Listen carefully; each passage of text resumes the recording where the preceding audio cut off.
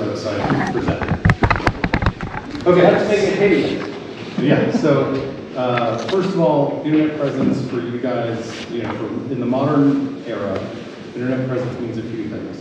You need to have socials. You've got to have a Facebook, even if it's not your primary social platform, because people, you will eventually, if you're going to market yourself, you are going to want to buy into Facebook's ad system so that you can drive people when they're looking for furniture on the marketplace. They're going to get their ad to go to you. Okay. So when you say Facebook, you mean a Business profile. It doesn't have to be your personal profile. It depends entirely on your situation. Are there different, like the business profile, anyone can view, even if they're not logged into Facebook? Yep. It's more like accessible? Yeah, in theory. Okay. So, and also all these rules change all the time, especially with Facebook and Meta in general. They, their interest is in getting you into their platforms and keeping you in their platforms. Every minute you spend in Facebook, they're making money showing you ads. And so they don't really like sending you out, but that's the way that they make their money on ads is by sending people out. So step one is figuring out whether you want to be you or whether you want to be a company. That's, right off the bat, if you're forever going to be a singular maker and you're going to be a Curtis Buchanan or, whatever, and you want your name to be your thing, then you can probably get by with using your personal stuff, but you want to turn yourself into a business profile on Facebook. We're going way too deep, and I'm going to, rabbit holing is a problem with this sort of stuff, so if I start, taking too long, we'll read but you're definitely going to need accounts on Facebook, Instagram, TikTok, Pinterest, and you're going to need an email host of some sort. So all those are at the bottom there. You want all of those in place before you build your website. You're going to be doing a lot of downstream things that are going to require a lot of these prerequisites. And unless you want to spend 2 years building, like we can do Zach's website in an hour here because he's already done all this. But the general idea is you need to know whether you're going to be a company, whether you're going to be you. There's no real relationship in the internet domain name system for whether you're a corp or an LLC or whatever. You just need to have, your trade name, and if someone else doesn't, isn't already registered it. Mm-hmm. You're going to need phone numbers, your addresses. If you're going to put your own personal contact information on your website, you have to understand you are signing up for a life of spam, text spam, and phone spam, and whatever. I highly recommend getting a phone number from Google Voice or from one of the services that will provide forwarding. It can still go to your cell phone. It can still forward you SMS messages. But if you're going to put it on the open internet, you really want to be using not your own actual personal cell phone. It also makes it easier when you turn into a 10-person shop for you to cascade that out to a phone system and turn it into a real thing later without you having to give up your cell phone number. You're going to need a logo for yourself.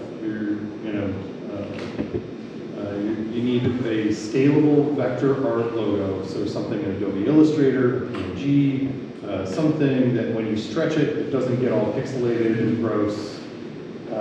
Something that you can, make a banner out of, and it will still look pretty and nice and whatever. You need all of the materials that Zach was, going through, your bio, your personal artist statement, your, whatever it is you want to do.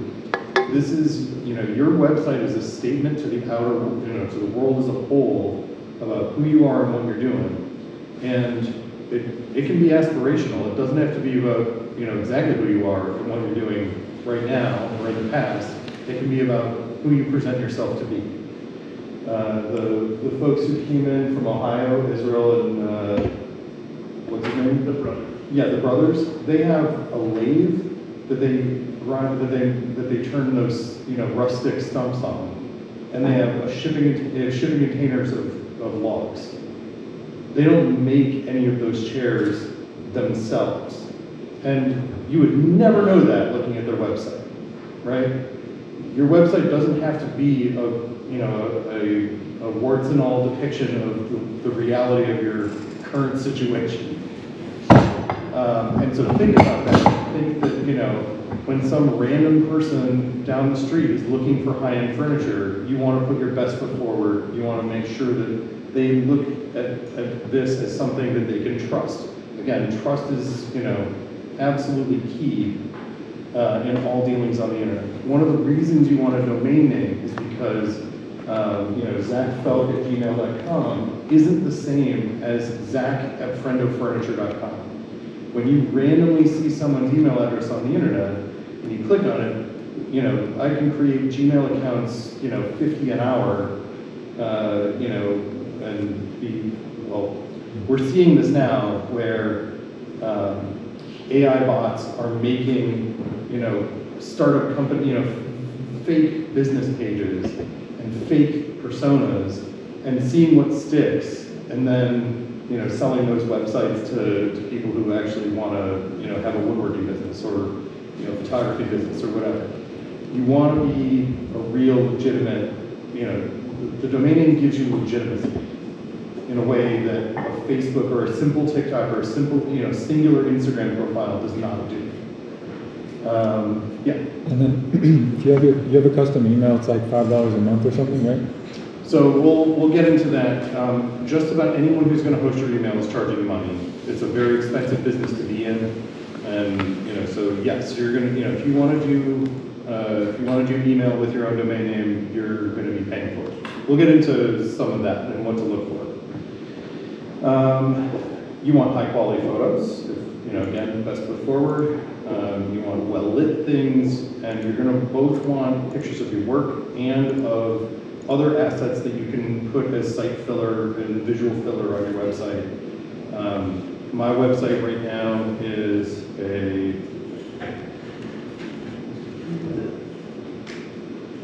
just a placeholder, and so it's just a shot of my plane on a bench, and that this website was built in 20 minutes. It has no content yet, but it's there. Does it cost money per month? So it will cost money per month to eventually host. So we'll get to all that. All right. So you want all of your content ready before you build. It's just about getting stuff in a row. Doing it in the order that makes it easy for you to download. First steps to doing this: you need a domain name. Domain names are in finite supply. There's no such thing as, a second awesomefurniture.com. There's just awesomefurniture.com. So one of the things that happens there's a lot of this that we're going to discuss about price that is about you get what you pay for.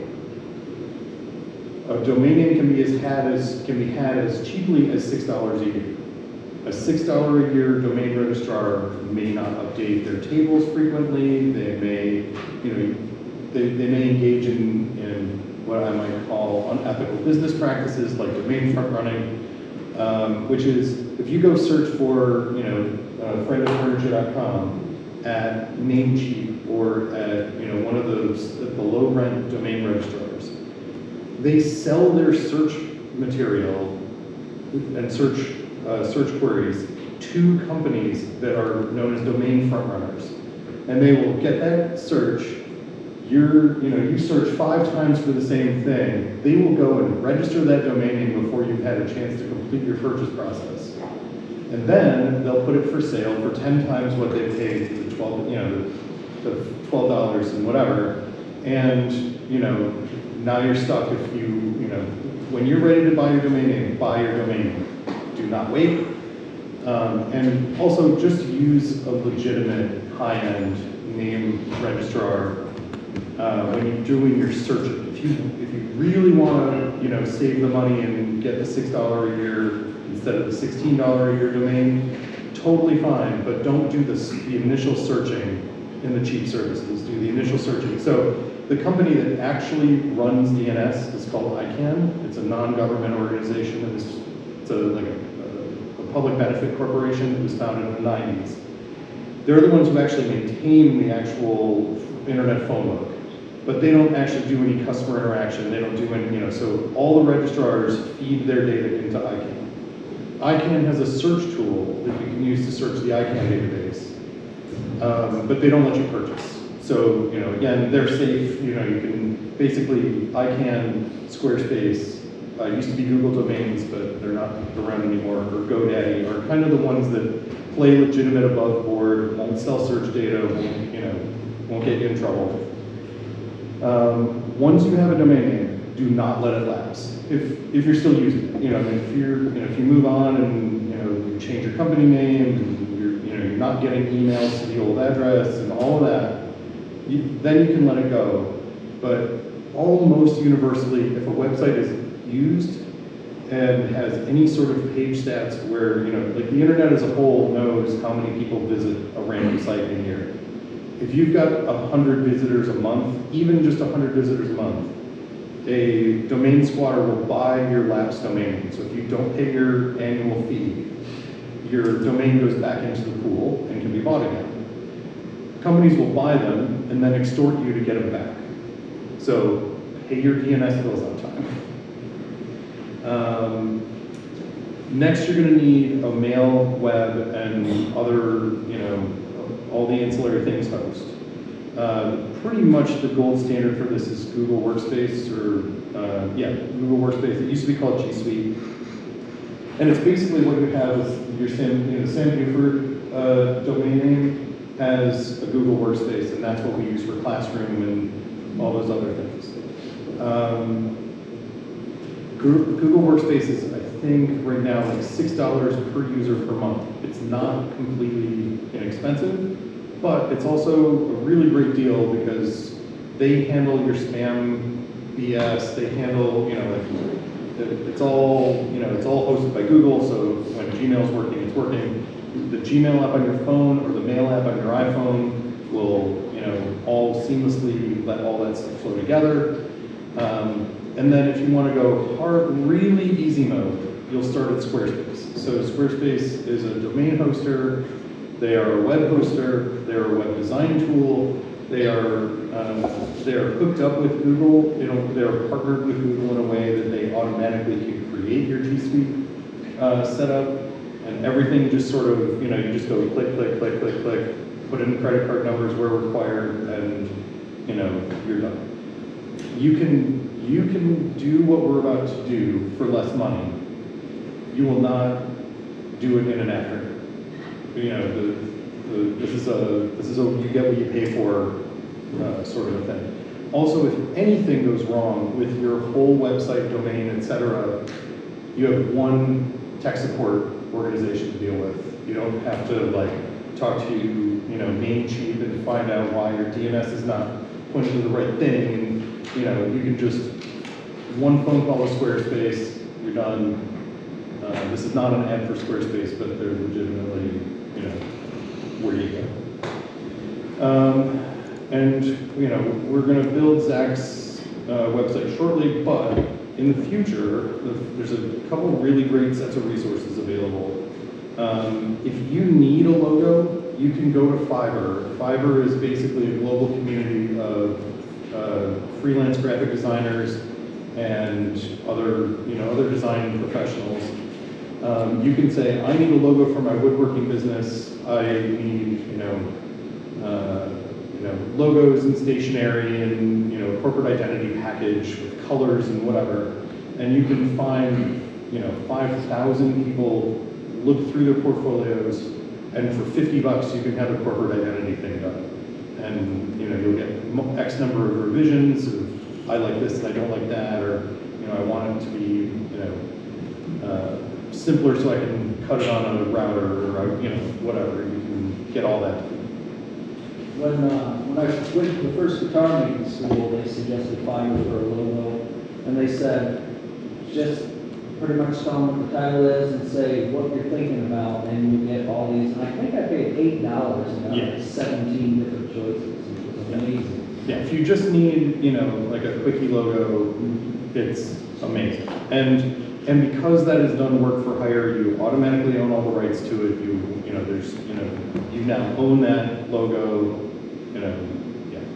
So So fiber is great because you can do stuff for crazy cheap that maybe you're not very talented at. So I made a logo once that was like, clip art that I cropped and put together. Is that illegal? Probably, but you can, I mean, depends on what it is, and it depends on how much it resembles the original thing, and like there's a whole lot of, that gets into a lot of copyright law that we didn't get into 2 weeks ago.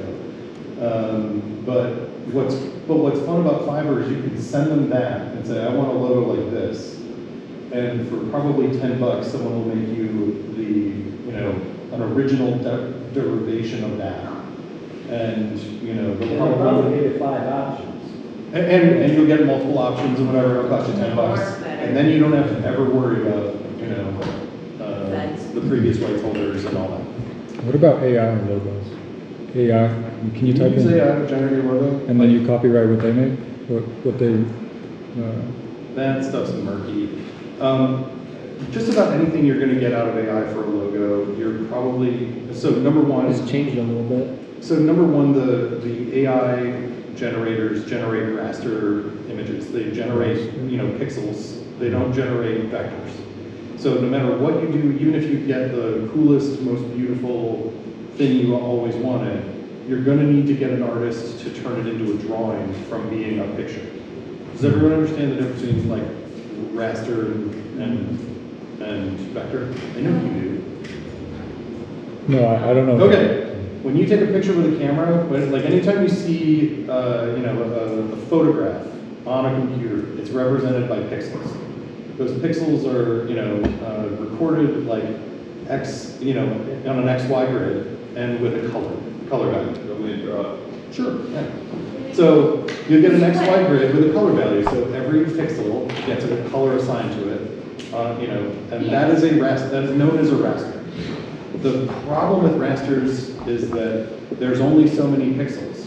And so if you draw something this big and you want to print it this big, it's going to look like an old Nintendo, block art piece of art.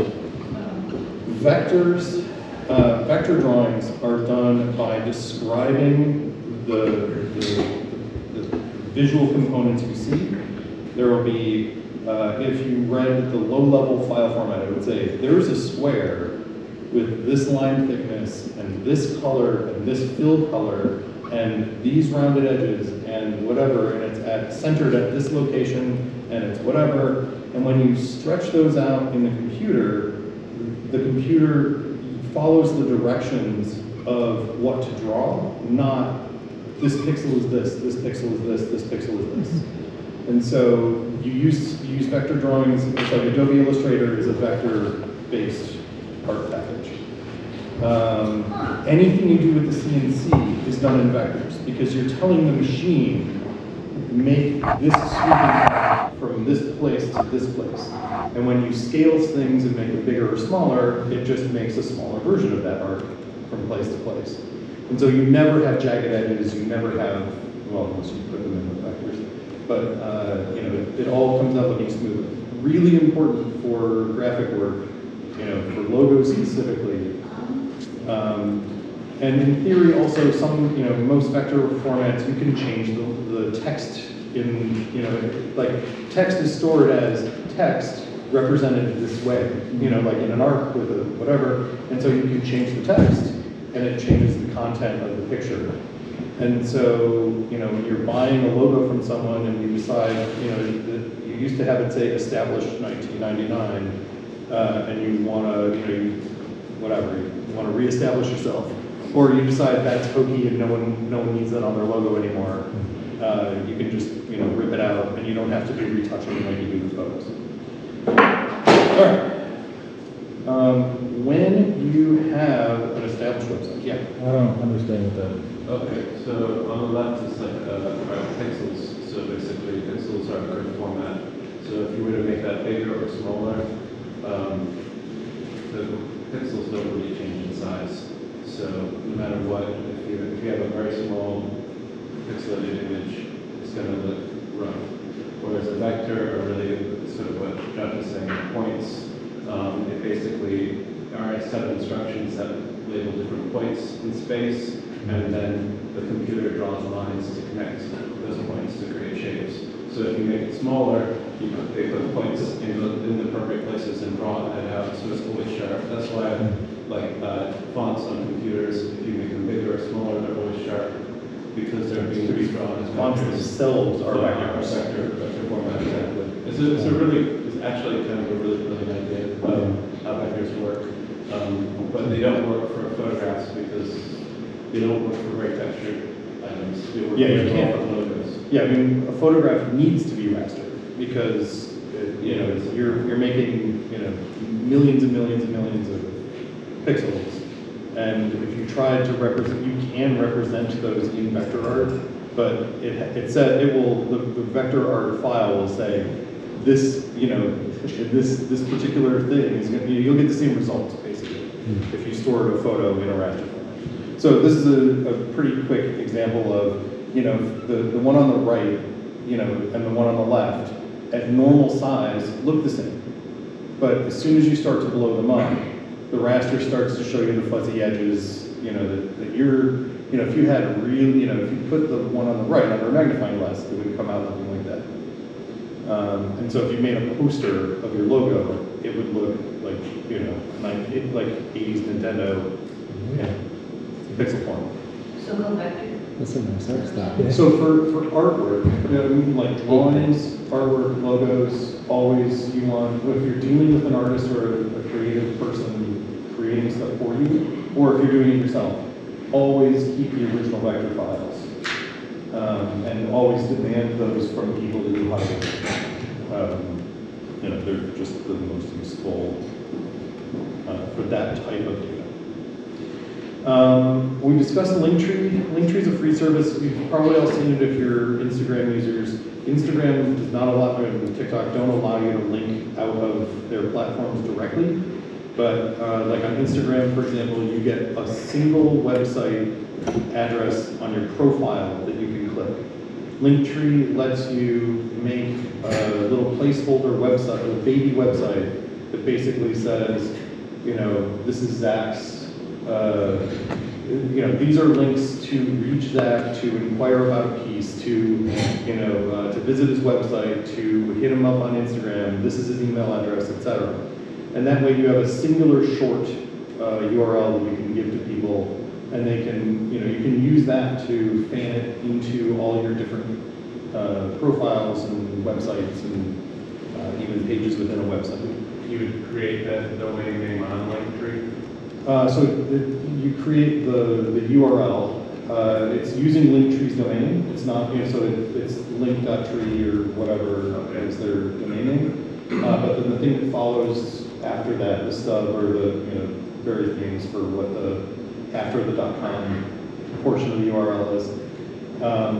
But that gets generated. That'll be like link.tree/zfelk or whatever.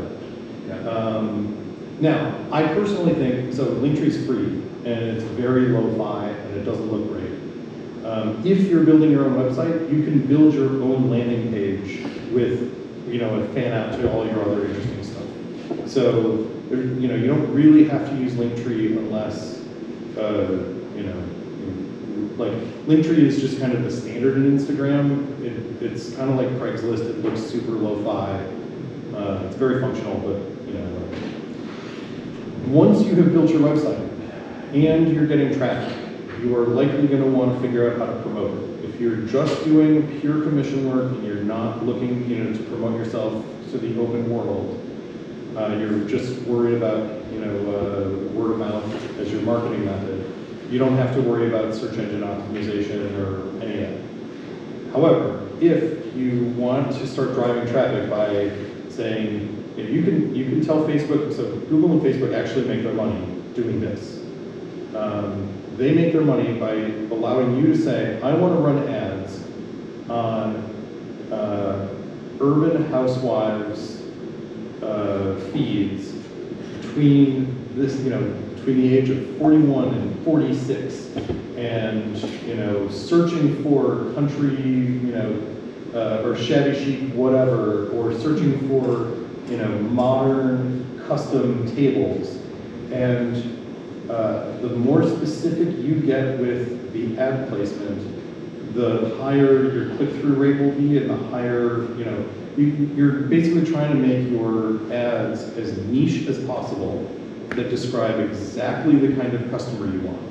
They can say, you can also say things like, I only want it to go to super rich people, I only want it to go to, whatever, and you can pay varying amounts based on what those keywords and those filters are. So if you're looking for, households with income over $500,000, that's going to cost you more because Facebook has fewer of those users than if you're selling, you're trying to get to literally anyone who can use a computer or a phone, and so you'll pay, what you're paying for is really reaching your exact target audience. The other thing you can do is the opposite of that, which is what is known as search engine optimization. There's a perception that SEO, it's shortened SEO. There's a perception that SEO is magic, and that there are artists out there who can make your page show up at the top of Google searches just because they're magic and whatever. There is no magic. Google uses a concept called PageRank to rank its internal list of websites. They publish exactly what PageRank is based on and what the rules are and how it all, So things that affect your PageRank are, it has to load fast. So like, in fact, it's one of the highest weighted components of PageRank is, does it load fast? And this is where you get what you pay for with domain hosters, with website hosters. And you have to be really careful and sparing about your design on your website. If you put, on your home page, you have video that plays in the background over text that is, covered in a bunch of really high-res images, it can take 20 seconds to load that page. You will never show up on Google's first 5 pages of results with a 20-second load time. So all I'm saying is when you get to the point where you're worried about people actually being able to find you, you have to pay attention to those things. There are going to be a million people who will sell you services to increase your page rank. They're snake oil. All you have to do is follow some simple rules that Google tells you to follow, and you'll be good. Trends.google.com is also super handy, so you can see what's trending on the internet. So Google, again, this is their primary business, so they want you to know what people are searching for. So right now, trending is the Bucks. Milwaukee Bucks are doing well, I'm guessing. Something happened. Doesn't matter. Something happened with Eugene Carroll clearly yesterday, and so on and so on and so on. One of the cool things that you can use Google Trends for is you can search for, you are basically searching for what people are searching for. So you can say, I want to see how custom furniture is. Yeah, California. Nice.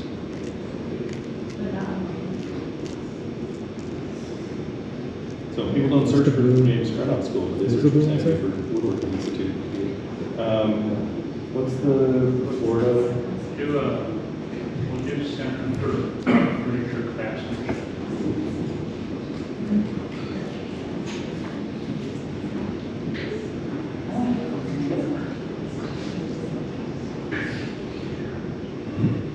So, What about that one in Connecticut? what's that? There's one in Connecticut as well, right? Sure, but the point is like, but clearly Sam Buford gets searched for more Yeah, exactly. than those other ones, right?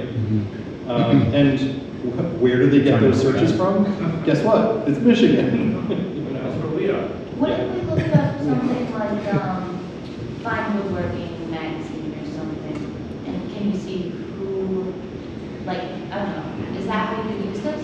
100%. Like, who's reading the magazines? If you read the magazines, you're probably looking all this is not who subscribes to or reads these magazines. This is who is going to Google and saying, find woodworking. And so what's the other popular periodical? woodworking. Yeah, there you go. Can you zoom out onto the whole planet? What's that? Can you zoom out to the whole planet instead of just the states? Planet? What are your plans, Ron? Yeah, 100%. You can make the region. I think on this one you can't. Can you zoom out to the Milky Way? No. There are ways of internationalizing the search, but people have an interest in fine woodworking in Vermont and Maine, and New Hampshire, which kind of makes sense. They're based out of Connecticut. Yep.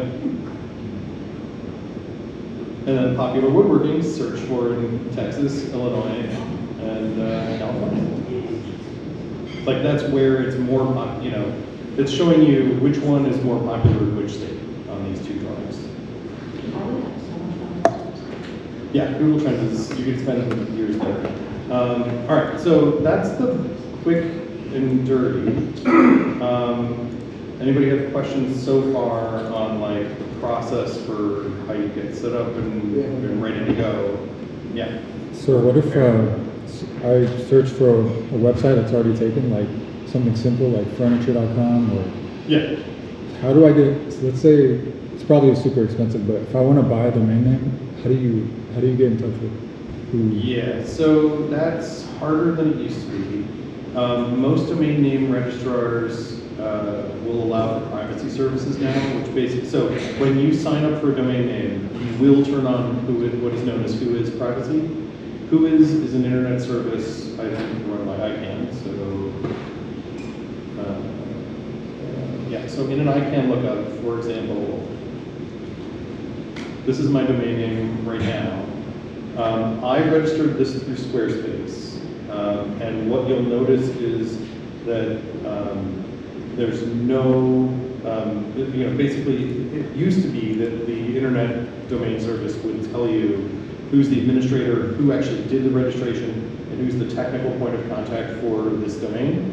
And now that's all done through, there are now privacy services where, let's say the police need to get a hold of the domain name owner, they can go to the privacy service and say, here's a warrant, I need to know who owns that domain name. Yeah. But nowadays you can't really know. You can't? So there are domain brokerages. So and I'll tell you the other good reason for using Squarespace or GoDaddy's search for these, for domain names, is that if you go to ICANN, it just says this is registered and it shows you the registration data that they know. If you go to, for example, Squarespace, when you try and register a new domain name with Squarespace,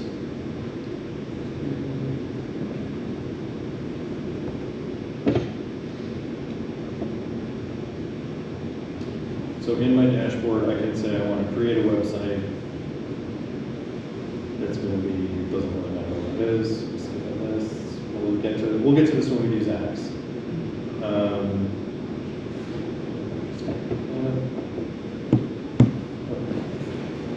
Now, would it help adding these tags to like a YouTube video, like the ones Yeah, I that mean, pop up? all the Google search the search trends are definitely things that you should be looking at for doing hashtags in YouTube. Alright.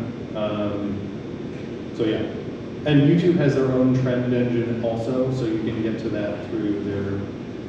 All right. All right, so the quick and easy way to search for a domain name through Squarespace is through Squarespace.com. And let's say we did Rami's example of furniture.com. So what's cool about Squarespace's engine and GoDaddy's engines, instead of ICANN will, if you ask for a thing, it will give you the exact result back. Squarespace and GoDaddy and some of the other registrars will start inferring other domain names you might be interested in. Because ICANN is just telling you does it exist, yes or no, who is it, information. Squarespace wants to sell you a domain. So they will offer you, petfurnituredirect.com. It's available and it's only $12 a year. fine-furniture.net, you know, also available for $12 a year. Do you want fine-furniture.net? Probably not. It's too generic. It doesn't, you know, it's not descriptive for who you are. .net domain names are much lower ranked than .com, you know, so yeah, none of this is really particularly good. When I looked for Fine Figure.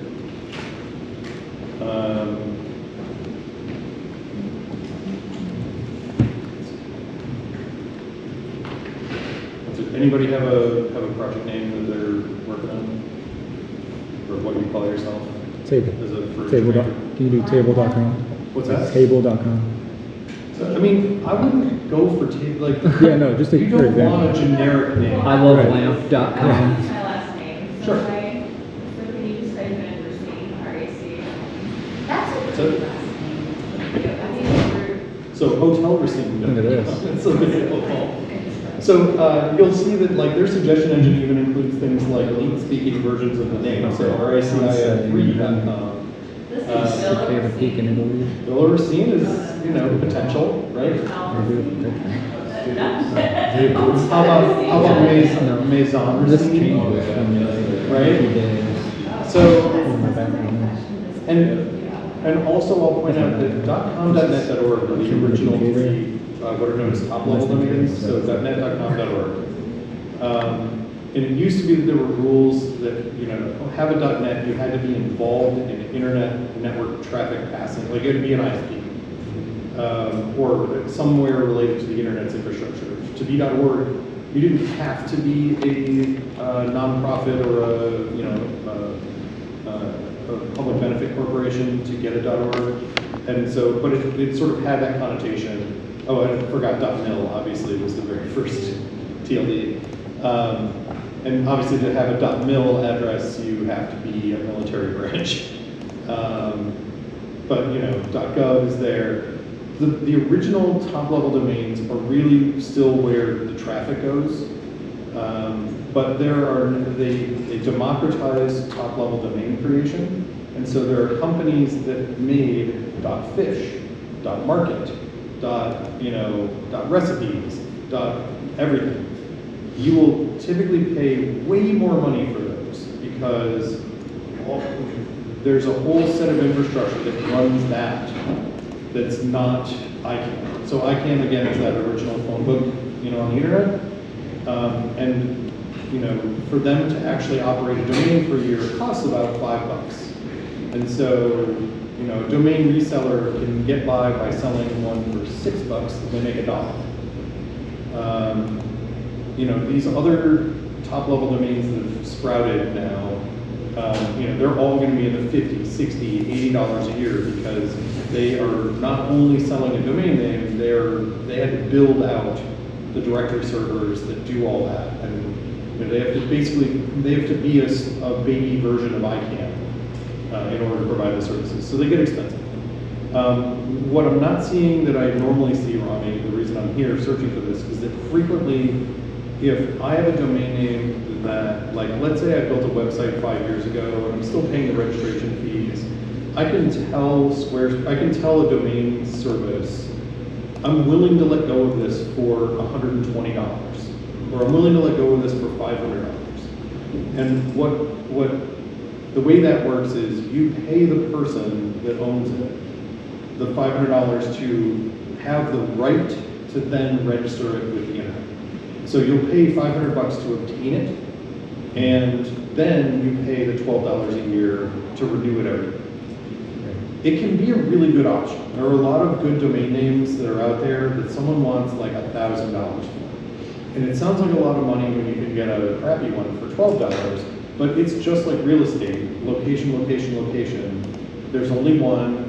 You know, if someone was clever enough to come up with it and squat on it, or maybe they use it legitimately and now they don't, but it's still a good, valid asset for them.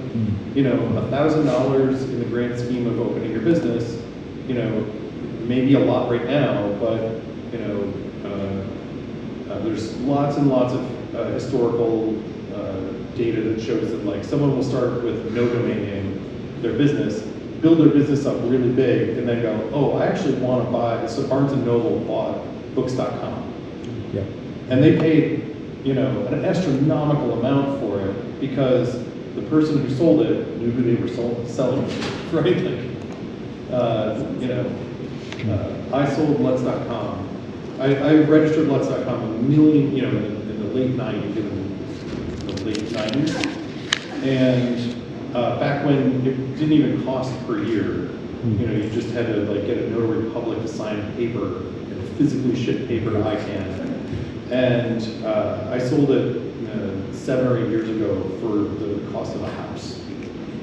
Because some dude in Bulgaria desperately wanted his firstname.com. Wow. And That is awesome. but short names are expensive. What I had working for me on that one was the 4-letter word, which 4-letter pronounceable domain name. And so the shorter it is, the more pronounceable it is. All those things affect resale value.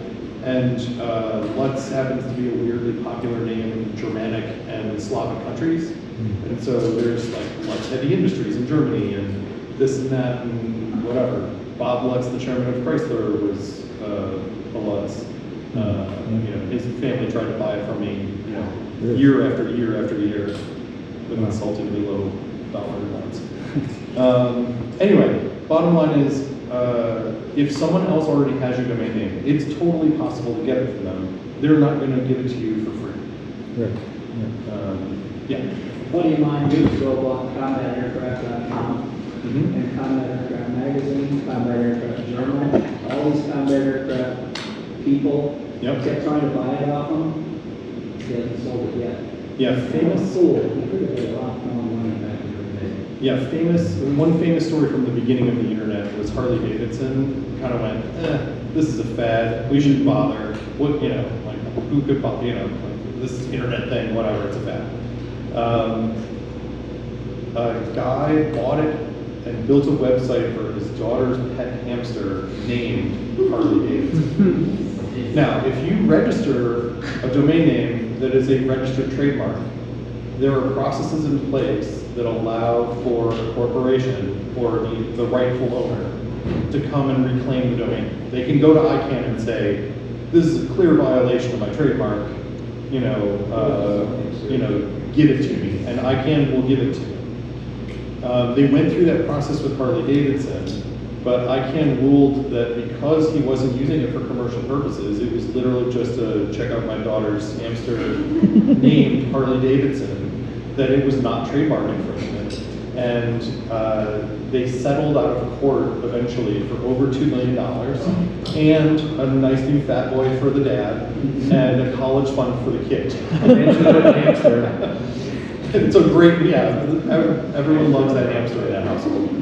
So, domain names are a thing, and I would caution you not to get too wrapped up in it, but also go for simplicity, go for, if you're going to operate under your name as a maker, just use your first name, last name.com. It's so easy.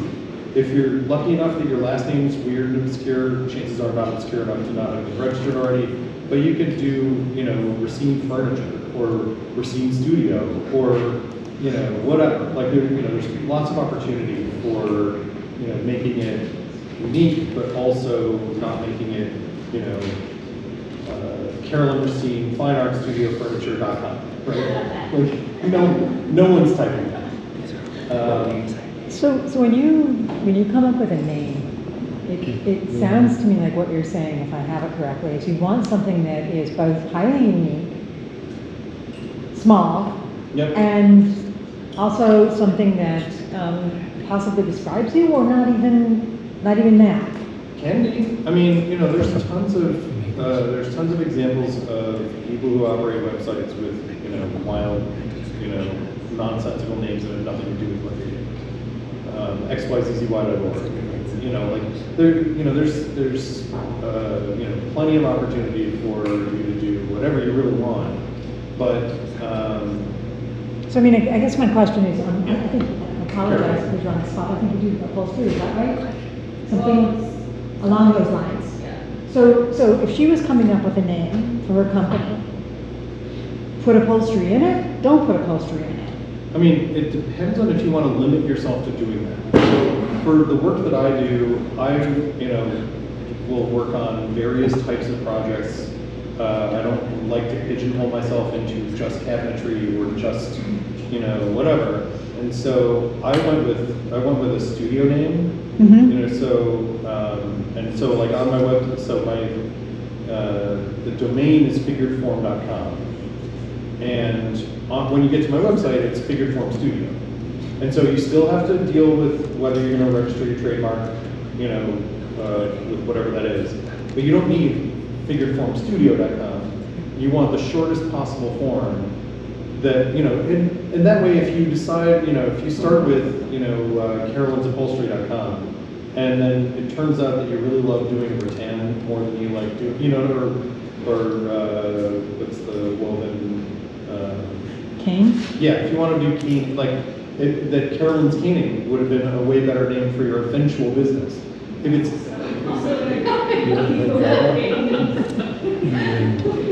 I mean, however you get them to the website, and, traffic is traffic. But yeah, it's, you're trying to be as descriptive as possible without pigeonholing your skin. You want it to be flexible for the future, which is why using first name, last name is a great approach if you're a singular maker. I beat it without the high. Right, like Mike Pekovich, and, whatever, he just is MikePekovich.com, I think. I said the human race from extinction. Yeah, I think, yeah.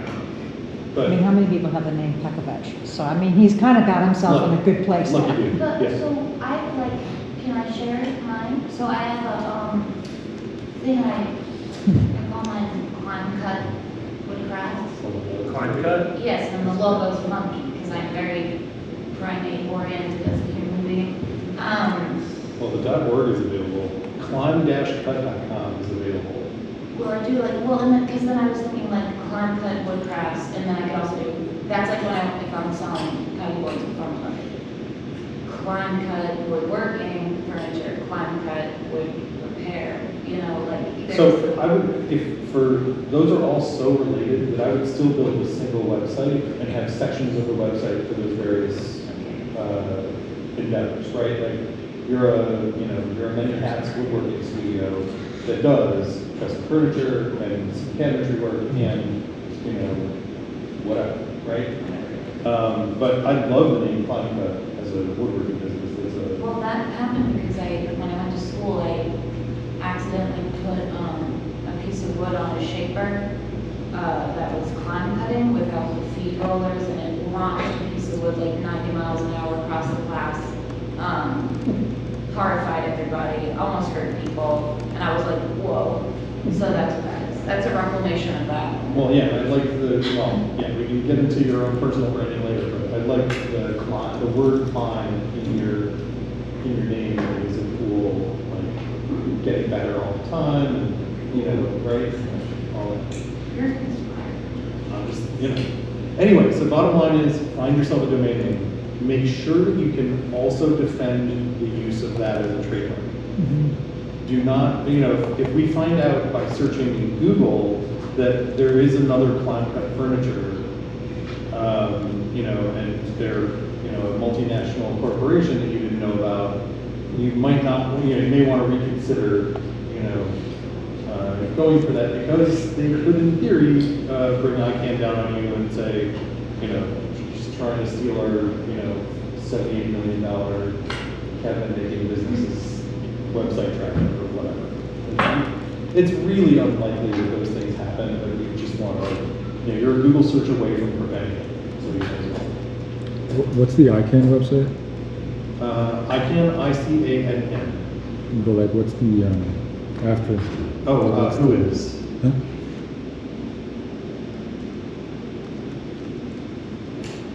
And like all things on the internet, if you type in who is in Google, you will not get the ICANN one until the second or third. So use, everyone offers a who is service. Most of those who is services are run by domain owners who are trying to figure out what you're searching for and then steal it. And they, by the way, are then the people you see with the, oh, you can have that domain name, but it's $1,200 on Squarespace, right? And it's uncanny because you'll search for it, you know, once, go somewhere else, search for it, and go back, and it's no longer available. So again, just, you know, stick with a reputable top level company for your initial searching. So yeah, that's where we are there. Are you ready to make Friendo a reality? Yes. I'm really good at taking the ball. Is this gonna be the one you use? Football. Yeah. Yeah, so I don't have a website. If you guys don't know, I go by Friendo Furniture. It's Friend with an O. How did I come up with that name? Friendo. I was in the shower. And I was like, that sounds good. And it just stuck. And I told friends, because, you know, I bounced it off friends, and they were like, that's pretty good. So, that's all you needed to hear. What's We the, want to take a quick water. Yeah, water pee break. Let's do it. Back in 5. what's your Instagram name? Friendo Furniture. Oh, sweet. Here we go. Instagram. Oh, sure.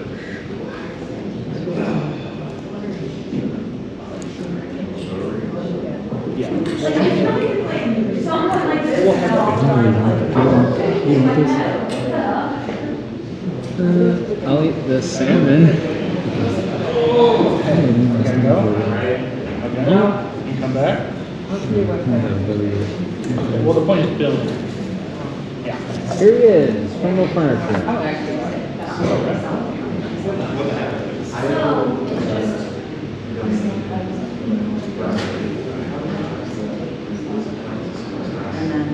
So, was it in Google Domains? Yeah.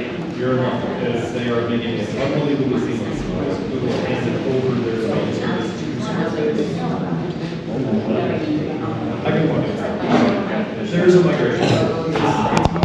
I like, or artists I found that I was like, oh, this is like, you know, what you think of like as a clean website, right? Something that kind of flows, you can read easily. I brought Brian Persico up because I was talking to you about him the other day, I think. And this, he's located in upstate New York. Him and his wife are both makers. And, you know, right at the top, it's like, you know, it's the white backdrop. It's almost like you're in a gallery all of a sudden, right? Digital gallery. And let me make this bigger. Furniture shop, about, Instagram link, and a cart. So I was like, well, this looks pretty nice. Telling you right away, like, this is for sale, and, you know, how many, the lead time, links to a shop, and then you can, and these are all mostly in his home. And he has this kind of shaker inspo. That kind of looks familiar, right? I love the chair. That's like my favorite thing he makes. So let's click on that. And look at you see those medullary rays? I think that's ebonized quarter sawn white oak. So just an easy $2,500 for one of these chairs. This stuff is really expensive. That seems easier than Windsor. It is. This is easier than what you're making. If you, and the annoying thing is it's easier than what you're making, and more people probably want this. It's one of those conundrums. But if we can get you there, you can do this and sell it for $2,500. So, I mean, you know, he does this full time, right? So available finishes, you know, telling you how much it's going to add to the price, and then showing all those. But you know, it's like, where would he overdo it, right? Does he need to say, this is the walnut one, this is the ebonized oak one, or can you just figure it out even if we didn't know what we were looking at, you can say, I like that brown one, not the black, really black one, but the deep brown one, and then he would know what the client's looking for. Milk painted, real clean. Love that. Love the chair. Same with this, a little wiggly. Anywho, so then go to the shop, and he breaks it down. So whether or not you want commerce on your website is yet another set of complications. We'll get into that. Yeah, so like for my website, I don't have inventory. I don't have time. If someone was like, I needed something in 18 weeks, I'm like, actually, I cannot guarantee that for you right now, right? That's not where I'm at in my career. But I can have a website to say, this is what I've made, this is what exists. So this is beyond, having something for sale is kind of beyond where we need to be, even by the end of the year. Put a super high price on it. If someone buys it, then you can concentrate on it. That's kind of what where Luke's at, right? Luke has a website where it says a Windsor chair is it says it's like $1,400-1,500, but he would get back to the person and say, actually, it's $6,000, and if you want to pay $6,000, I'll make you one. So, this is a Shaker step school. I really want to bring this to the students next year and teach them dovetails this way. Would you guys like to bring this home? Yeah. Right? Okay, thank you. Yes. Okay. Make sure to tell the powers that be that. And then, most importantly, the about photo of him. Selling them for $1,200. Yeah, and this is more of a bio, I'd say, than an artist statement, and he doesn't have that. Email link, link to his wife's website, where she does textile work. So she'll make upholstery and all that for his Shaker seats. So she has just this beautiful of a website. Someone I found, what's her name? Elise McLaughlin. So she's a maker in British Canada or British Columbia. Sorry. She makes a lot of small things, right? Which is kind of interesting. So I think she kind of saw where she's at and was like, okay, I can like carve some bowls and make some candlesticks, and like everything can go in like a small box. So she's not doing it, but I mean, she seems really successful in what she's doing. She made like a salt or a pepper mill, and so I emailed her and I was like, where do you buy your parts, right? Like it all seems high quality, so I'm like, I don't just want to go on Amazon and buy that. I'm like, what do you use to guarantee a client isn't like, hey, beautiful piece of maple, this thing doesn't actually crack my pepper anymore. So, and I can if you guys are curious, I can send you the link of what she sent me. But yeah, really small stuff, a $65 rolling pin, and that's reasonable enough if it's hand turned. I mean, that's sweet. So she's someone that's actually I've seen realistic. Dan John Anderson is an artist I really like. He's based in Joshua Tree. He does this like sculptural stuff, chainsaw sculptures, and then does these all like grinding stuff. And he's like total weirdo, lives out there with his family in the middle of nowhere. He's been at Joelle magazine. Yeah. His home is in there, and they redid it, and it's super cool. But he's a little more far out. So if we go, he has this like little touches like that. I mean, that doesn't help me see the image, but it attracts my eye. It brings me to it. If we go to information, there he is. Young man. And, yeah, his stuff's cool. Yeah, I was at like a high-end furniture store in Portland last time. I was visiting my family, and his stumps were there.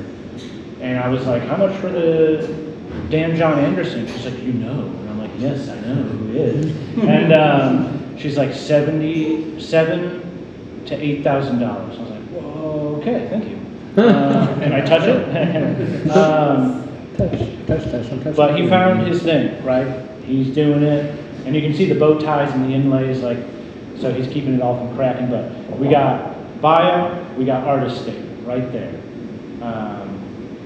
And let's see, and press, right? This is something down the line. He's in Architectural Digest, takes you to a link right here. That's his house, right? Pretty cool. That's the photo. I showed this before. Yeah. I think it's sweet. I think go back roll over on his product pages is so that you can experience it like he does with paper. Oh, right, yeah, no, he's definitely a psychedelic boy. Then Kim Min-jae, more artist, sculptural in wood. But again, so now here's an example of, this is probably what's going to happen today with mine, right? We're just rolling through, and it's late hour, we see nice images of what this person can do and make. And that gives me an idea. If I want something, I can be like, okay, I'm going to reach out. I like that chair. Can they do a different version of that chair? This is all you need. Just nice examples. So this is the goal. We go to info and a little bit about them, and they're, right there. So, and again, more press. Press is a lot more when you're in the art world. You really want to show off your other connections. But it happens, if I write a fine woodworking article one day, I'm putting that on my website. Here's a link right to that. Like, I've done that. Katie Hudnall, she's got furniture-ish, right? So kind of having the more sculptural stuff, far out some metal work, strange chair desk, and more furniture, wall cabinet, sorry. Cool lamp, spider. Will's not here. This is kind of like his thing. And Ellie Richard, same thing. So it's just slight variations, right? We're kind of seeing the same thing over and over, right? So you see that there's a certain style or template to base your work off of that can be elegant, straightforward. Other places, Museum of Art in Wood is in Philadelphia. If you're ever in that area, check that place out. They always have rotate. They also have a residency program where you can get paid to just use their wood shop. Right? If you ever want a list of residencies, I have a huge list. Yes. Cool. Now let's look at websites that are not good, that are furniture makers. Chair makers do not know how to make websites. But maybe they don't really need to, right? Maybe you don't need to update your website if you're getting enough business. This guy, Elia Bizzari, he studied under Curtis Buchanan, and it's not, this stuff isn't wrong, right? But it looks a little dated versus the other things we just saw. And if I'm like, cool, he makes winter chairs, let me just hover over, oh, okay, I got a lot of things to go through now. Okay, what's all this? And if I don't really know what a winter chair is, then it's sort of like, you see what I'm saying? Like, it gets messy quickly. And then I'm like, for chair makers, is this for sale? Is this is it just how to use a Travisher? Okay, I can buy it here. And then like, okay, on this side, we got all these videos on sharp. It's just a lot, right? It's like kind of too much. So I don't know where to, unless I'm like really honing in. I'm like, cool, classes, which one? Democratic chair? Sure. Donate. I'm like, what? Donate what? What is this talking about? So it's just kind of, it's not wrong, but it's just a lot. There's a lot going on. Too busy. And Curtis Buchanan too. Again, he doesn't really need to update his website. He's a legend, as we all know. But this is like straight up 1999 right here. This is some embedded YouTube videos. So it just and it just sort of again we were talking about this yesterday. The drop down thing. That's what were you saying about that? Yeah. So drop downs are nice because they keep things cleaner, but they're an accessibility problem. They're also kind of problematic with touchscreen devices. So if you look at this on an iPad, sometimes you have to hover over things instead of clicking on them. And so, like, they're generally, you want to avoid them as much. They're super useful for certain things. You want to avoid them when you can. So you shouldn't have, unless you're really doing, unless you have a lot to say on your website, keep it simple. Especially at the beginning where this is more of a branding exercise than it is, how I'm doing my stuff, like once you get into real content production, then you can branch into those things. But for right now, you're staking a claim and, telling the world who you are. Yep. If you really do like turning, though, this thing's pretty cool right here that he has plans for. It's a lathe tool rest, so it's a place where you can make a longer, remember how you had to adjust the tool rest all the time? Well, you can make a wooden version that's as long as you want. If you're making winter chairs all the time, why don't you make a tool rest that's 20 inches long, so you just round it out, you're staying right there, right? Then you're actually making money doing it. And a place to put all your chisels right behind it. So. And are these free or are they just? This is pay what you can. Some of them are, the full-scale drawings, which is a guy named Jeff Lefkowitz draws them now. you pay $65 for something, but you get, he mails you a tube of like full-size plans of a chair. So you can literally hold a rule up to it and be like, okay, this seat is like, everything like that. So if you want to make a couple of these, he's the one to go to. Anyways, but we can see it's kind of like compared to something, there's just a little less going on. Okay, those are examples. And if you want to know any of those people again, just let me know. I'll share that. All right. Okay, so What do I do? we're in Squarespace now. Yesterday, we registered Zach's domain name so that at least that portion was done. Inside of Squarespace's dashboard, you will see all your different Squarespace projects. They can be from, like this one right now, so far, just says domains, right? So on it, there's a little button that says domains. So far, this is just a domain. It is not a website, it's just the .com address. So we're gonna create a website. Actually, on Unfriended Furniture, you should be able to click on it. I just want to say something real quick. I went on to create a domain. I'm using Squarespace. I clicked on it and it said, oh, great, look, that's available. I picked it and it said, okay, put in your information.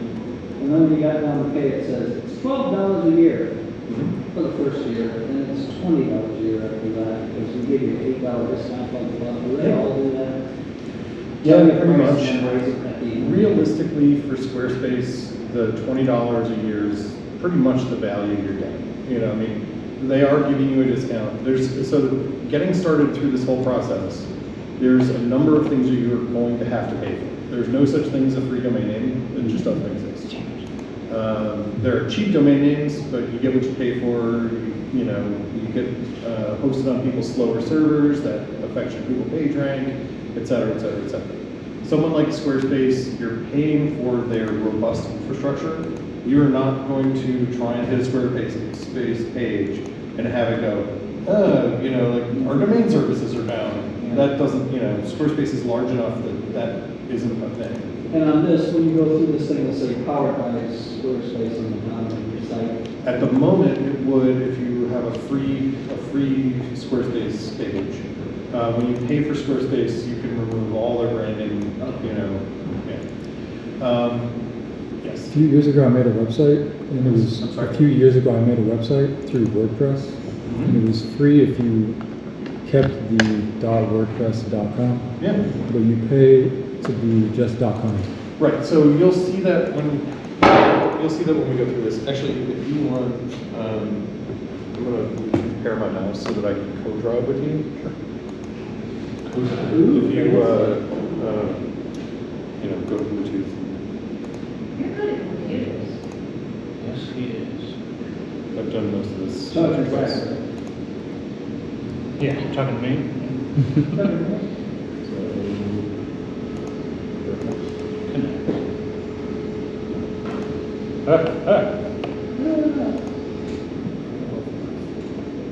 You did it. Okay, so flip back to the. Okay, so he has the domain. The normal process for dealing with Squarespace is you log in and you create a website. After you've created the website, you then will be given the chance to make a domain. So, oops. Oh boy, the casting is so slow that it makes using the mouse.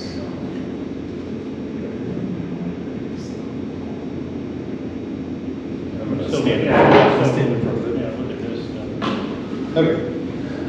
So we're going to create a website, which is that piece that is there. Okay, what Squarespace initially will try and do is help you build, they will basically help you build a templated version of a website that is like what you're trying to build. So they're asking you, like, are you into photography? Are you like, what is it that your website is going to be about? And so for majority of what we're doing, that's probably say design or interior design even. And we'll have next. And the goals are going to be probably to promote physical business. We're not going to sell products. We're going to showcase work. and offer contact form, and that's about it. What this is going to do is it's going to, by answering these questions, Squarespace is going to give you a pre-built set of templates that do those basic functions and have an aesthetic that kind of matches with what you set your intention for. Everything that it does, portfolio. So now you're going to choose a template that has the look and feel for what you're trying to go for. So this is your web page. So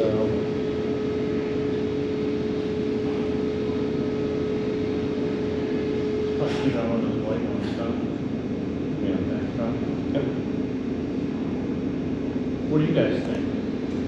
I would do a blank page with the shirt over your head. Yep. You know, like that other one. On shrooms. Jeff, we all know you want to see with my shirt. What are you, Not appropriate. what are you, We've talked about this before. There's something more at the very top. Let's just get this first one. Okay. Second, so all this can be switched around. Yeah, so what's nice about the way that Squarespace does this, That's it. so what's nice about the way Squarespace works is you can make this template choice now and build with this template. And what you're building is a set of assets and a set of pages and a set of content that you can then switch templates later. So you can see the same thing in a different look and feel. And you'll have to do some minor tweaking to get grids to line up right and get photos to be overlaid with text right and whatever, but you can dramatically change the look and feel of your site just by, flipping around between templates. So you're going to come up with a site name. It's probably going to be Friendo Furniture or Friendo Furniture Studio or whatever. The name of your There's a space. Oh, I see. It's actually typing it on the page. Yep. Yeah. So this is a place where Google PageRank can come in, doing trend analysis to figure out exactly what your name is can help. You're not going to be selling things. Whatever. Okay, so right now, Friendo Furniture.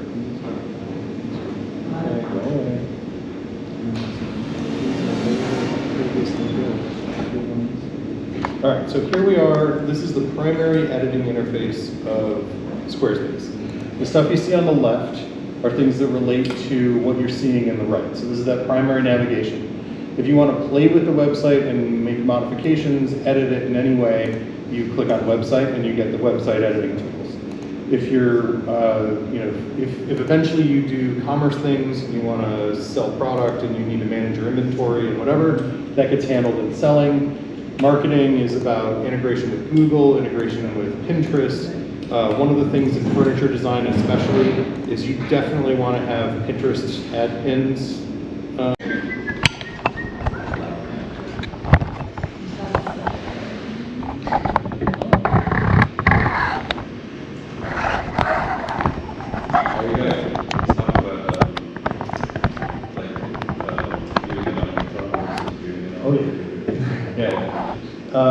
So all the rage these days, so web design has gone through many eras.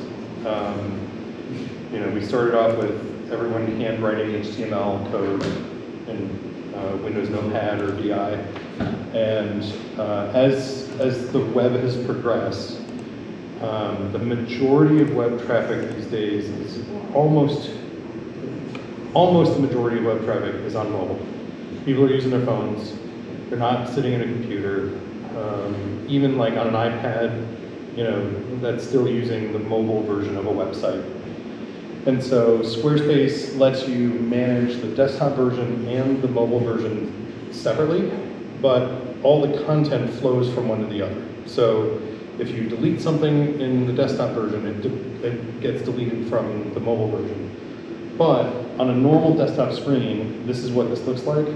If you press this button in the upper right-hand corner here for mobile view, this will show you what this looks like on a phone. And so you can see that the way that this crops is wildly too big because now the photo's not quite right. So you can edit this section And you can find this photo section, and you can make the gaps really small. You can make the height short, and you can align everything to the bottom. And so now this is a much more reasonable opening section, instead of having that giant monstrous thing. When you flip back to desktop mode, it's going to show you the full website the same way that it was before. So within this section, you see the top blue, bottom blue, that's describing that intro section. And so inside of that section is a grid, and that grid can be used to align things. And so you can make this text block below this other text block, you can make this, move things around. We can move it off to the left, for example, and change this text to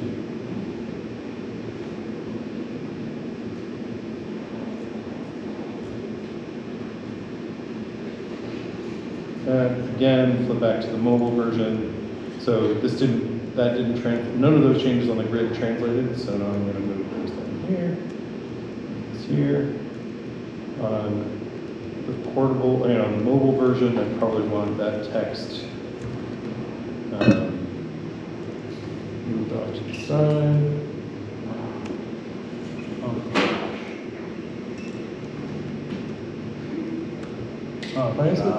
Why is it engaging? I think your palm is on the bottom. My palm is on the workbench. Just use the mouse.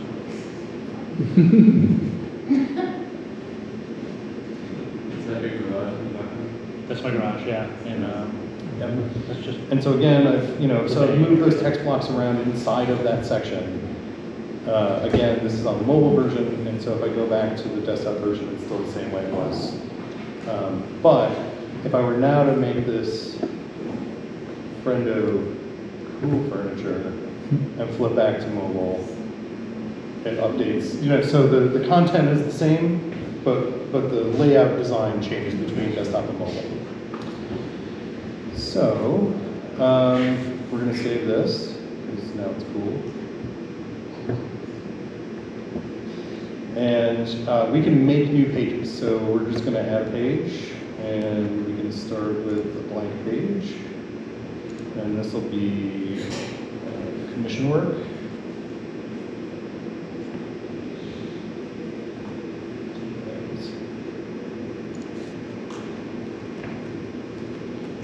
And on this empty page, we now edit. And we can add a section. And that section can be portfolio stuff. So in this section, you then start adding in you can make your changes to your titles, you add your photos, and do all that stuff. And what Squarespace handles for you is now you've got this little navigation bar at the upper right-hand corner. Squarespace is automatically updating that as I'm making changes to the pages and adding things into the website. So I didn't have to go add the commission work to the menu. It just shows up in the menu because it's a page that you've got listed. So on this page, if you put available and previous work, and then had a bunch of pictures of his stuff on there, you'd be smart to put sold and everything, for these people what you sell or shit constantly. Yep. That would be a cool page for that. Mm-hmm. And Yeah, then so you could show your stuff, believe what, Right. It's not just in my house. well, he can have his standard chairs, like you can have standard stockable products, and then you can have custom work, and then you can have, fancy commission work. Now, if you want to build web pages that are not part of your navigation schema like that, so first of all, if I want commission work to go after regular work but before contact, you just drag it around in here, and it updates your menu automatically, so you don't have to deal with any of that. This probably looks very complicated if you've never used web editing tools before. This is insanely easy compared to the way the world used to be. And so if, for example, he wanted to have a special commission work page that he gave out to people specifically, but is not part of his navigation structure, right? So if I wanted, to have it disappeared from this section of the upper right, but still wanted a web page to give someone, to look at my commission work, you put it in the not linked section, and it's still a web page. It's still, you can give it out to someone as a URL, but you don't actually have to have it publicly accessible to, like for some random person who comes to Friend of Furniture, it doesn't have to be, visible. Now, again, all of these, a lot of this stuff is very formulaic because Squarespace builds a very large number of websites per year. Millions and millions of websites are created on Squarespace. And so, even though they have a really extensive and deep library of templates, you can tell that almost every furniture maker you showed was using Squarespace. The general layout of things and all that is somewhat formulaic. So inside of that, you can change the site styles. So let's say he really likes this overall layout, but let's say he doesn't like the fonts. So you can, walk through here and get, if he wants that wide 70s look, you can just, put that in there. Go for the font nerds and put Helvetica again. But, the general idea is that, the software is keeping track of styles, and you can change the styles, and it changes the entire website. So instead of having to, go to each page, modify the fonts on each page, and in that way it ensures a consistent feel through the entire website. Is this something can you pay for different fonts too? And there's so much free open font stuff now that they don't bother. But you can make, really deep changes to the line weights and the letter spacing and kerning and all, all kinds of deep nerdiness there. You can also then, so like when he writes, the Friend of Furniture in the upper right and the one in the middle and the one over here, each of those are a different style. So for example, if I click on this, it should tell me that this is the normal text style. So if I go back to fonts and so I can change the font for whatever style I want. And so, for example, headings, I can make heading number 1 really big if we don't have anything in heading number 1. I can make heading number 2 gigantic, heading number 3 a reasonable size, and so on and so on. So you can, sort of live change what a style, what a heading on your website looks like. And it will make all the headings all over your website look that way. Question. Yeah. I'm following all this. Looks pretty simple. Yep. Basic, stupid question. Maybe I missed it. You covered it. I don't know. But Is there a question? You get a domain name. Yeah. You got your, let's say, your email address that you put in there. You put in your info. You get everything going. You build your site. You pay your, let's call it $20 a year, whatever, for your domain name. But when you're done with this website, You have to pay the hoster. What's that? You have to pay someone to host it for you. And in this case, it'll be Squarespace. And then you're going to say how much to host it. My question is, because I plan on doing this today, how much does it normally cost to host a basic website? Like Zack's today?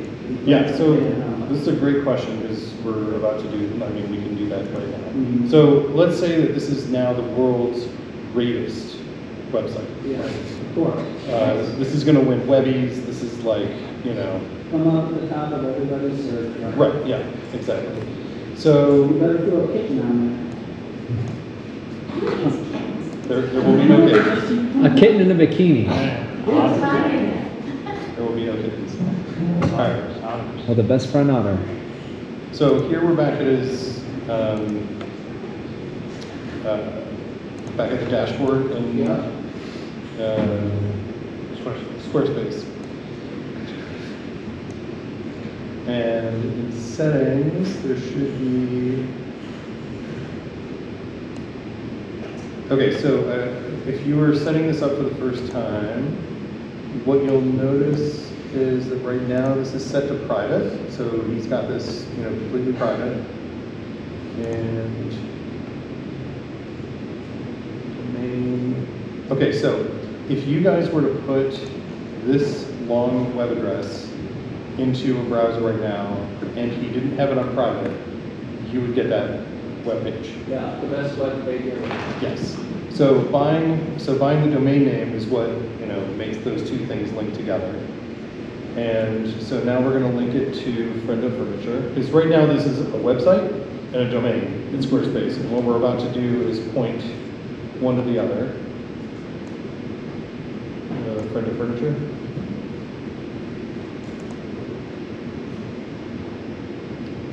And you're going to connect those two things together. Okay. So this is the problem with doing this in the reverse order that we did.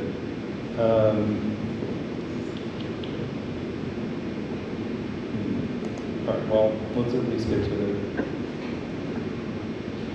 Let me get my debit card. Let's watch him type in his information.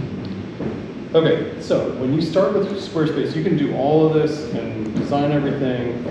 You get 14 days of free hosting. So after when you hit the publish button, a 14-day timer starts. You can upgrade your subscription. So when it's done, when the 14 days is over, they take down your website. Now, hosting a website is an expensive endeavor. It just is. There are plenty of places that will host websites for you for less money than this. You get into you get what you pay for category of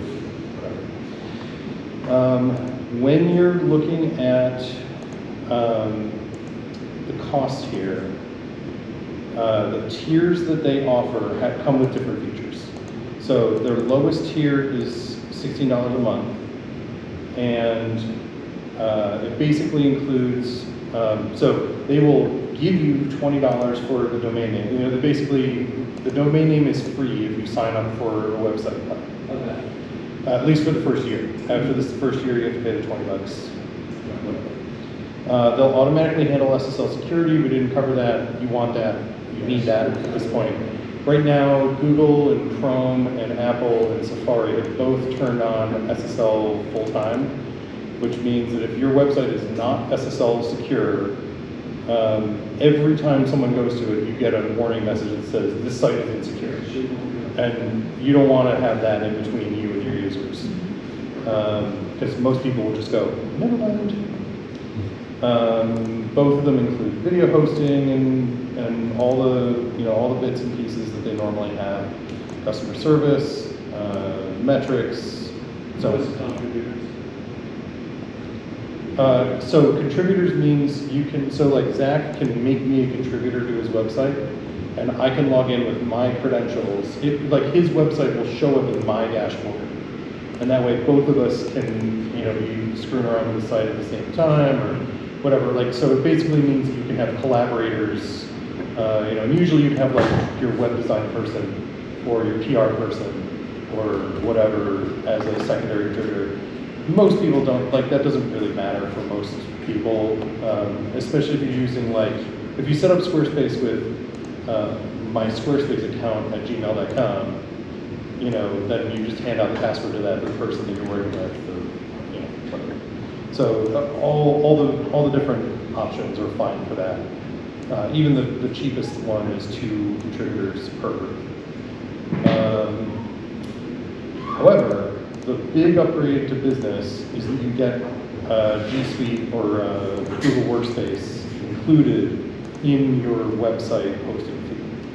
So basically, by paying the extra $7 a month, you also get Gmail hosted with your domain name and all the, you get a YouTube account that's attached to your domain name and all the rest of those things.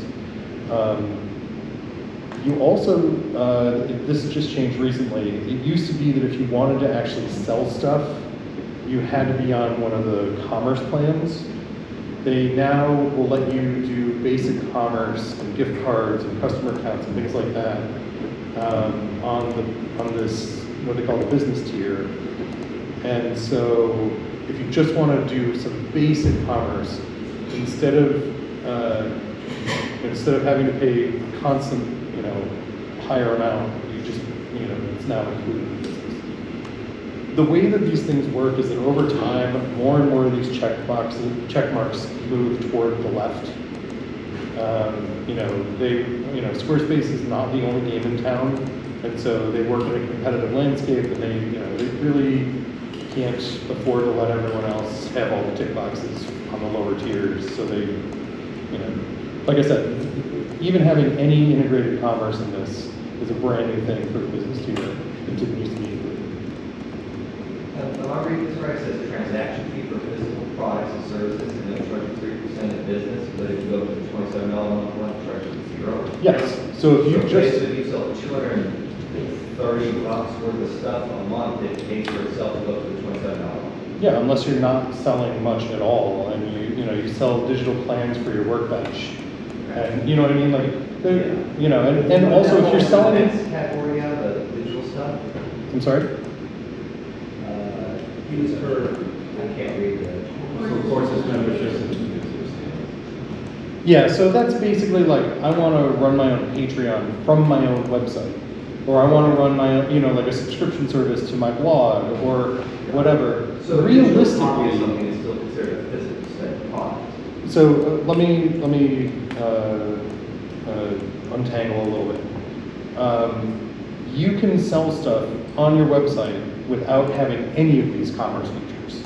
You can just sign up for a PayPal business account, have 5 items that you have on a catalog at PayPal, and you've got your 5 cool digital plans you sell, and you can have just a link that goes directly to the PayPal purchase page for those things.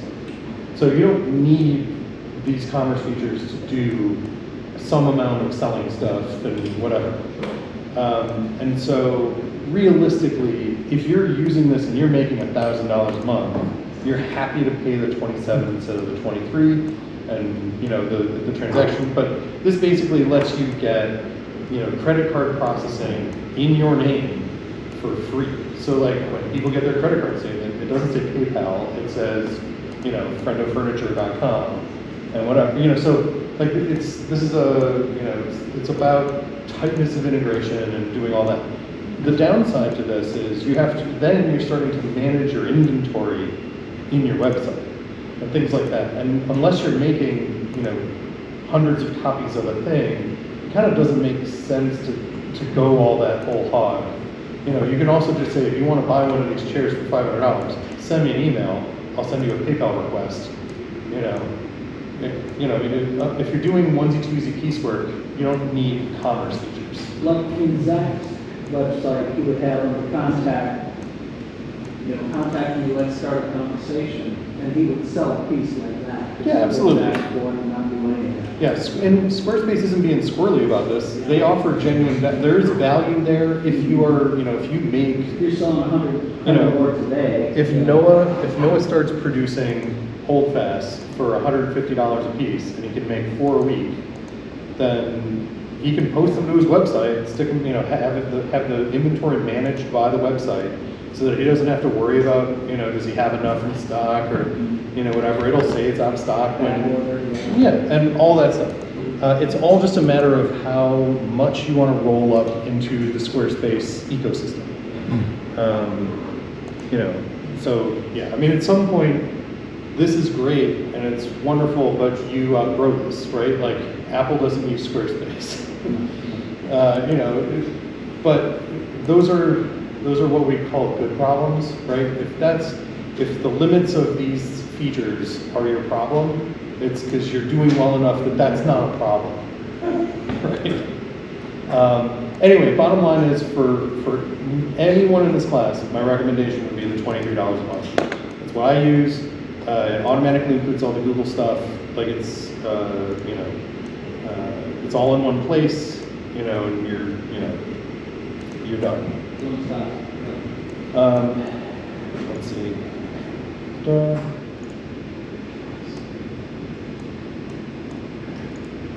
Ready for that? So, They sell it at a discount for buying a whole year at a time. So a year at Squarespace is $276. It's cheaper than, cheaper than rent on a workspace. And again, that includes your email, your Gmail, and all that fun stuff. You want to turn off the TV? Maybe just cover the camera.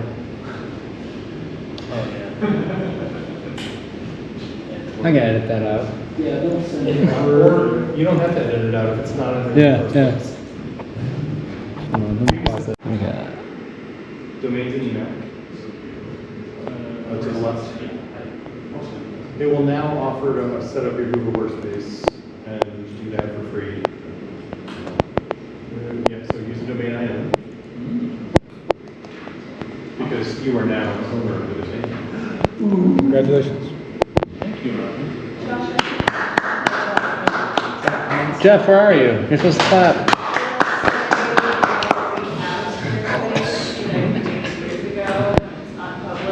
We're here to celebrate this moment with you. You can change it. Who's got the champagne? Yep. I got some in the car. We need to break it on your computer. Maybe. Like a boat. And so Still next. It still says it's in there. Alright, I'll fix that later. The bottom line is this would now walk in through the Gmail or the setup. And in an ideal world, when you set up your Squarespace, build the website first. Because after you build the website, it will offer you the opportunity to buy a domain name, and that'll be free after you've upgraded your, So set up the website and upgrade your Squarespace first, and then grab your domain name, and then grab your Gmail, and all of it just sort of flows right. The reason that integration isn't working right is because we registered his domain name first, and then we wanted to make sure it was available. So there's a little bit of background stuff I have to fix there. So now this is all just about replacing things that are in the current template, deleting things you don't like in the current, this is build it up, tear it down, sort of. Yeah, but the web, so a website is made up of web pages. Web pages are made up of sections, and sections are made up of assets. And so, when you're designing your site, you should be thinking about what groupings are logical to put on its own page, and what groupings are logical to put on, as a section of an existing page. And, trying to keep websites shallow is a thing these days. So nowadays, you'll notice that most of the websites that you hit that aren't like commerce and deep, deep websites, most of them are a single page that you just keep scrolling and keep scrolling and keep scrolling. And they do that because, that's typically done because it's easy to design, it's easy to maintain, you don't have to think about, oh, that's on the 15th page down a tree of 5 web, you don't want people having to click. People sit there and flick with their finger all day, but when you click on a thing, oh, it's not the one, not exactly what I wanted. Now you're going back and reloading the page, and the current thing in vogue is to just throw it all on one giant page, break it into sections, and make those sections flow well. You can make it real simple just by home, instruments, models, and then about, and then contact. For you, I would say you're probably going to have 4 pages. Most people here are going to have 3 to 4 pages maximum. And I would make remember how I made an unpublished page that you could use for, to hand out selectively? That's also where you can put your version on a link tree. So, you could have a page that follows your website design, follows the design aesthetic.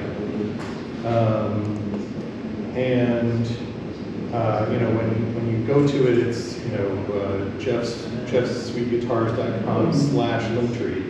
And on that page, you can have, this is, the link to my Facebook, link to my Instagram, link to my whatever. email address, click this to launch your mail client, etc.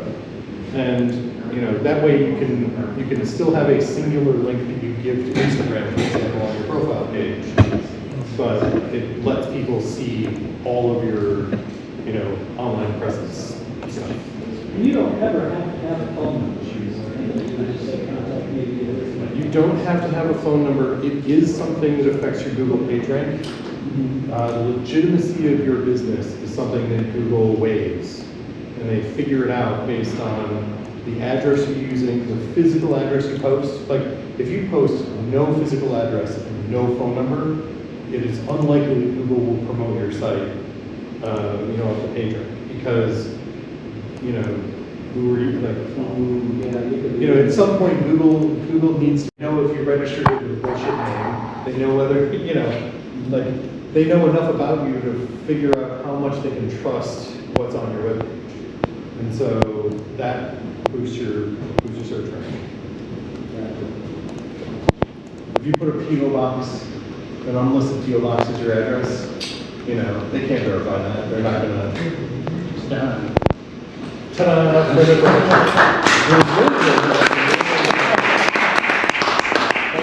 So thank you, Josh, for leading that. And I think this is something, right? So that artist statement, that's such an important chunk, but it's just a little piece of this that you can. How do you make that not only what it says, but how do you bring people to that? How do you make it look interesting in general? And I think what we got here is there's a lot you can do, but the bare bones of it is what's worth paying for, what's not, and a resource while you're here now for the rest of the school year is, Josh, where you say, okay, don't just be how do I do the whole thing again?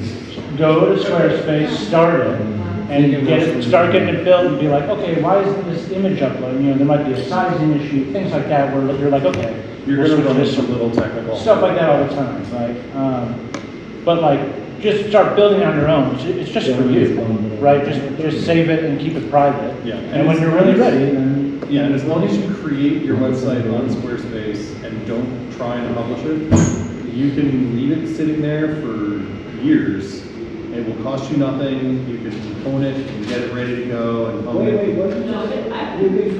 You can create a website. Save it. Have the right name. No, I'm saying you can create it, save it, and you'll get that egrets.squarespace.com. It will basically, Squarespace puts your domain, or rather puts your website on a free domain. It's not attractive, it's not something you'd ever give out to somebody, but it's a way that you can test it yourself and you can see. But if I did type that in, I could see what it looks like on the screen. 100%. Okay, that looks wonderful. Yeah, you could send that crazy name to me and I could look at it and I can tell you that it looks terrible. And you can make 20 of them. You can, you can make 5 different websites and let 10 different people try all 5 and tell you what they think about it, and then choose the best one. But bottom line is that just getting in there, playing with one, and screwing around costs nothing. And so you can get right to where you want to be, and then worry about whether it's worth it to publish it and pay for it and all that. It says we're under construction. It's under construction because he hasn't published it, and I wouldn't recommend publishing it until it's actually ready. not yet. One of the problems with publishing before you're ready is that the Internet Archive or Google will cache a copy of it, and so even though you corrected it, if you put some swastikas and whatever on there, that'll be there, that goes into the Internet's history. Archive.org is the Internet Wayback Machine. This is another cool resource if you ever want Like in a pool, you'll never get it out. Yes. Yeah. Just run wild. That was really rude. I agree.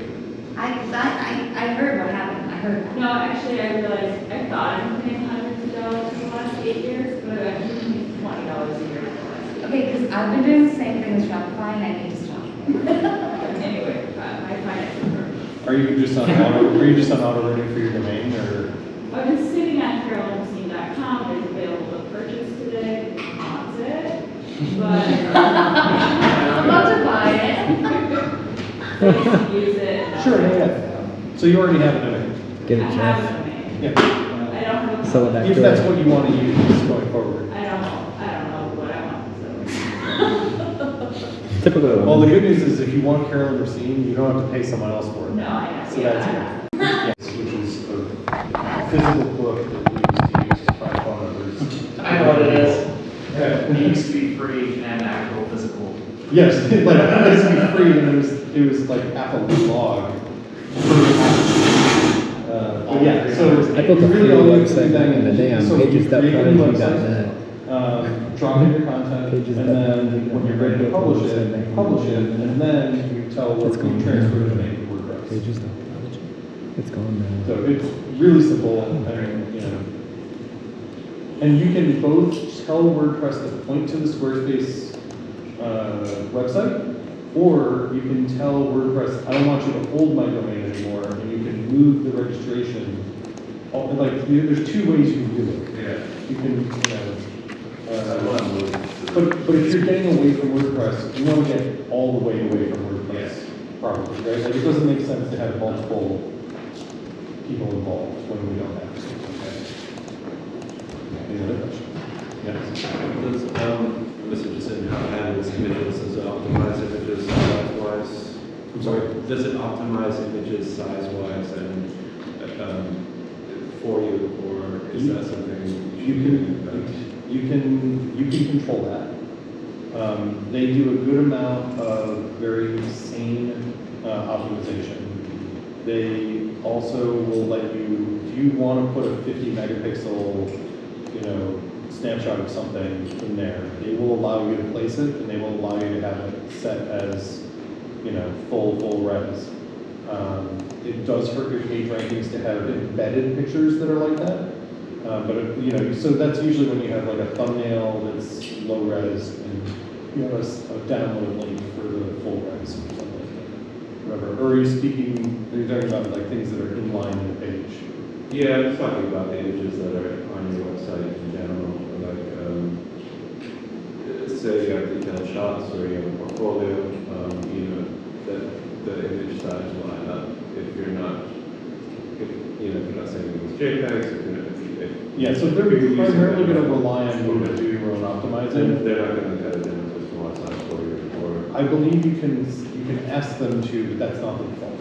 okay. Like you can ask them to make it dumbed down lower res, or to automatically make them into progressive JPEGs, or whatever. Like, there's options in there for that. But usually, it just uses the res. It uses the actual JPEG you throw in. Yeah, so like Zach, you can see the dimensions there. You've got, it's like 4,000 on the long side. Yeah. So that's more than you need for a website in terms of.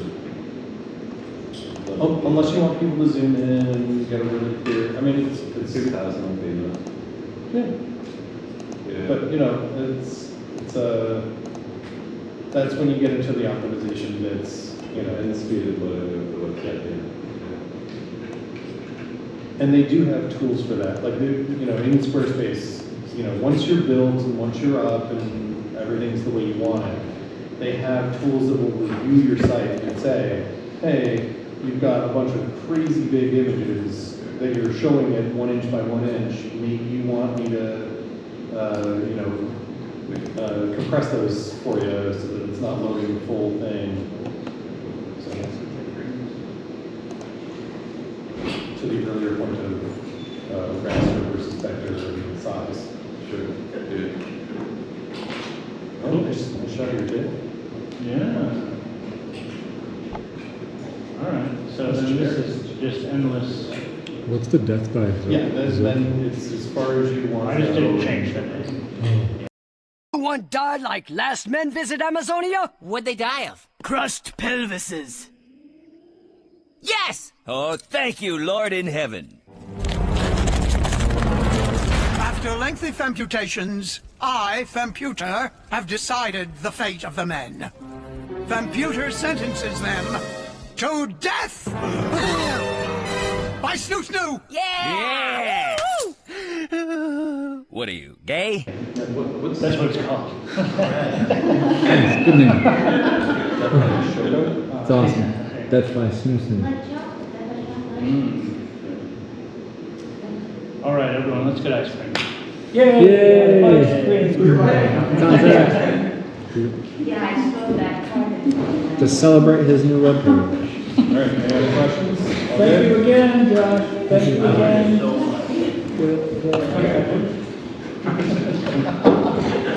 You taught so much.